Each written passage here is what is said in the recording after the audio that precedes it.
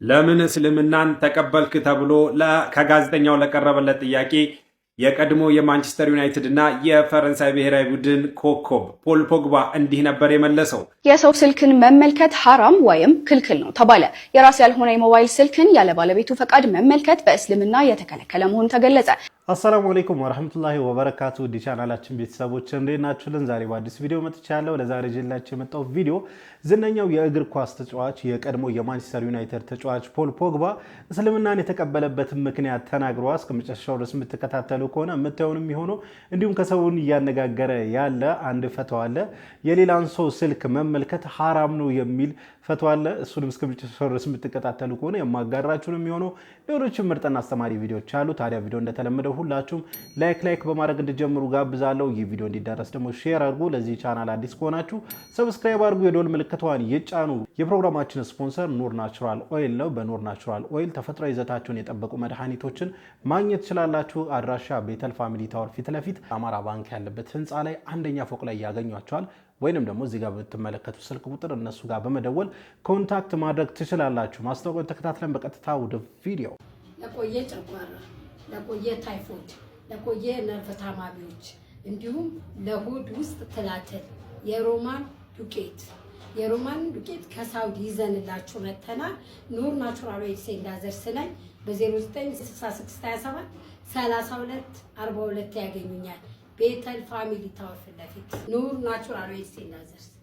እኔ ተወልጄ ያደግኩበት ቤት ጀርባ አንድ መስጊድ ነበር። እዛ መስጊድ ውስጥ ሁላችንም አድገናል። በጣም የሚገርማችሁ ግን ትልቅ ሰው ላስተዋውቃችሁ፣ አብዱልሐሚድ ይባላል።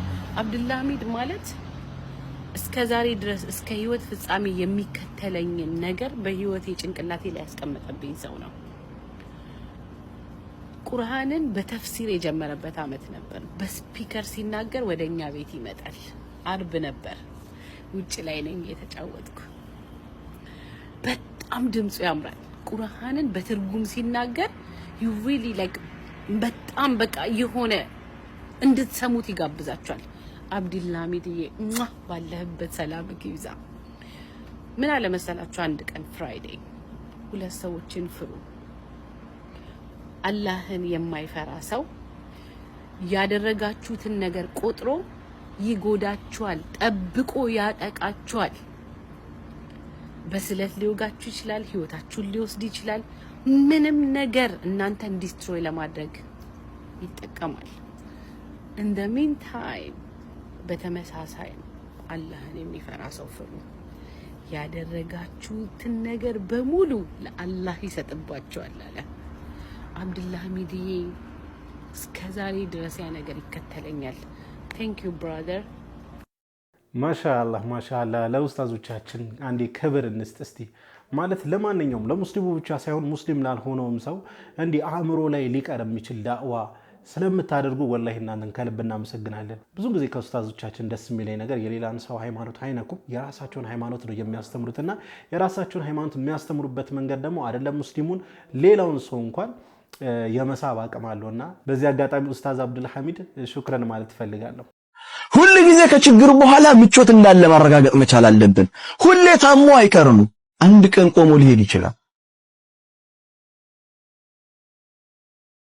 ሁሌ ማጣት አይኖርም፣ አንድ ቀን ማግኘት ይኖራል። ሁሌ ሐዘን ውስጥ መሆን አይደለም፣ አንድ ቀን ደስታ ሊመጣ ይችላል።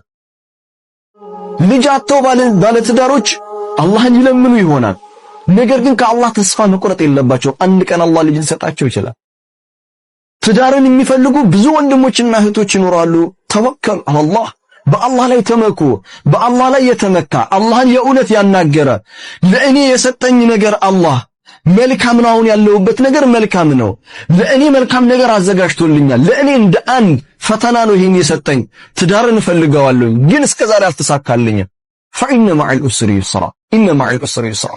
አላህ እውነት ነው፣ ከችግር በኋላ ምቾት አለ።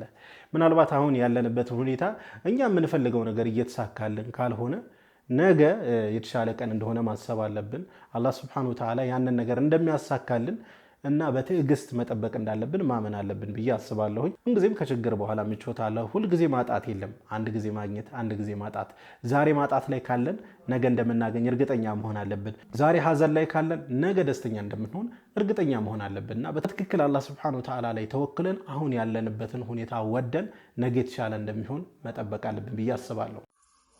ሐሰን አልበስሪ ስለሰው ከሌለም ለሰው አትጨነቅም ሰው ምን ይለኛልም አትልምና እንዴት ነው ለሰው እንደዚህ ቸልተኛ የሆንከው ምንድነው ሚስጥሩ ይሉታል يقول حين ولدت وحدي سولدኩ ብቻዬን ነው የተወለድኩት وحين اموت وحدي ስሞትም ደግሞ ብቻዬን ነው የምሞተው ቀብር ስገባ ብቻዬን ነው የምገባው ተከትለኝ የሚገባ የለም ተነስቼም ደግሞ ቀብር ውስጥ ስጠየቅ አብሮኝ የሚጠየቅ ሰው የለም እንደዚህ ነው የሚልልኝ ሰው የለም ብቻዬን ነው የምጠየቀው ጀነት ስገባም ብቻዬን ነው ጀነት የምገባው ጀሃነም ከገባሁም ብቻዬን ነው ጀሃነም የምገባው አብሬው ልግባ የሚል አይኖርም ያኔ እና ማሊዮ መናስ ታዲያ ከሰው ምን አለኝ ከስራዬ እንጂ ይላል ይሄ ሁሉ መንገድ ላይ ተከትሎት የሚሄደው ስራው ብቻ ነው እና ይሄንን አንደርስታንድ አድርጌያለሁ ለዛ ነው ለሰው ልጅ ኬር የሌለኝ ይላል እና አረብ አንድ ሚለው አባባል አለው እናሲ ጋየቱላ ተድረክ የሰው ልጅ ለማስደሰት መሞከር ልትደርሱበት የማትችሉት ስኬት ነው የሰው ልጅ ማስደሰት አትችሉ ወይርዳ አላህ ጋየቱላ ተድረክ አላህ ለማስደሰት መሞከር ደግሞ የማይታው ነገር ነው ያኒ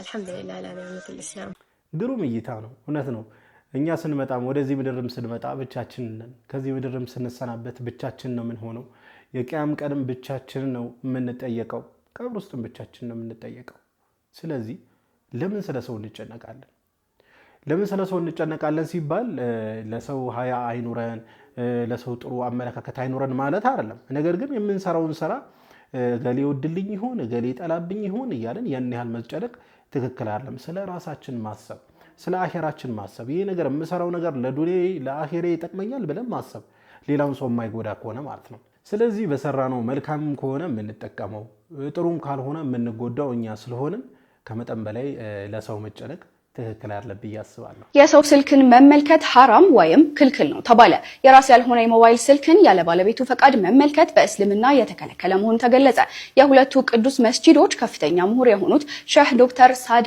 አልኸትላን እንደተናገሩት የሌላ ሰውን የሞባይል ስልክ ያለሱ ፈቃድ መመልከት በእስልምና ሃይማኖት የተከለከለ ነው ሲሉ ውሳኔ አስተላልፈዋል ይህ ድርጊት የስልኩ ባለቤት በግልጽ ካልፈቀደ በስተቀር የስለላ አይነትና የግላዊ ጥሰት ነው ሲሉ ሼህ ዶክተር ሳድ አልኸትላን ተናግረዋል ስለሆነም አንድ ሙስሊም ከዚህ አይነቱ ተግባር ራሱን ሊያቀብ እንደሚገባም ተናግረዋል ይሄ ቪዲዮ ታክሲ ላይ እንደዚህ ያለ ላስቸገረ ሰው በቀጥታ የሚመለከተው እንዲሁም ደግሞ ዝም ብሎ ስልካችሁን ተቀብሎ ወደማይመለከተው ጉዳይ ስለሚገባ ሰው ማለት ነውና እንደሰማችሁት ነው እንግዲህ የሌላ ሰውን ስልክ ያለሱ ፍቃድ መጠቀም ወይንም መመልከት ያው حرام ነው ተብሏል ፈትዋ ተሰጥቶበታል ስለዚህ ተጠንቀቁ ታክሲ ላይ እንደዚህ ያጮልቃችሁ መተው የጓደኛችሁን ስልክ ተቀበላችሁ ያለ ፍቃድ የምትመለከቱ ተጠንቀቁ አሁንም ወስዳችሁ ቪዲዮ ወደ መጨረሻው ቪዲዮ ነው ይሄ ቪዲዮ እንግዲህ ፖል ፖግባ እስልምናን የተቀበለበትን አጋጣሚ ወይንም ምክንያት እየተናገረ ነበር ቪዲዮውን እንመልከትና ከዚያ ራሳችንን ሐሳብ አስተያየት እንሰጥበታለን ለምን እስልምናን ተቀበልክ ተብሎ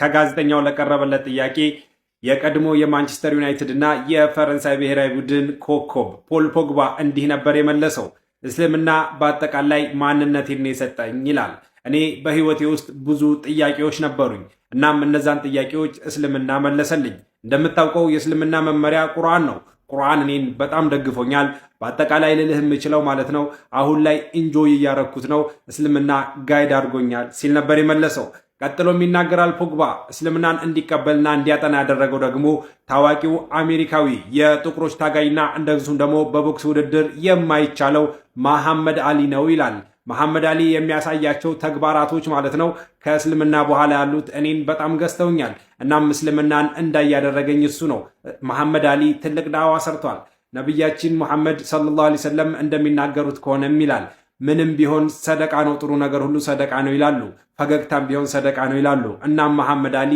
ለኔ እንደ ሰደቃ እንዳደረገልኝ ነው የምቆጥረው እስልምናንም እንዳገኝ ረድቶኛል በሱ ምክንያት ሲል ነበር እንግዲህ የቀድሞ የማንቸስተር እና የፈረንሳይ ብሔራዊ ቡድኑ ፖል ፖግባ እስልምናን ለምን እንደተቀበለ የተናገረበት በአንድ ወቅት ከስካይ ስፖርት ጋዜጠኛ ጋር የነበረው ኢንተርቪው ነው እናም ልላችሁን የምፈልገው ከጥላቻ ወጥተን በሆደ ሰፊነት እስልምናን ብናጠናው መጨረሻው እንደ ፖል ፖግባ ነው የሚሆነው እላችኋለሁ እናንተም ደግሞ የፕላስ ምልክቷን መጫናችሁን አትርሱ።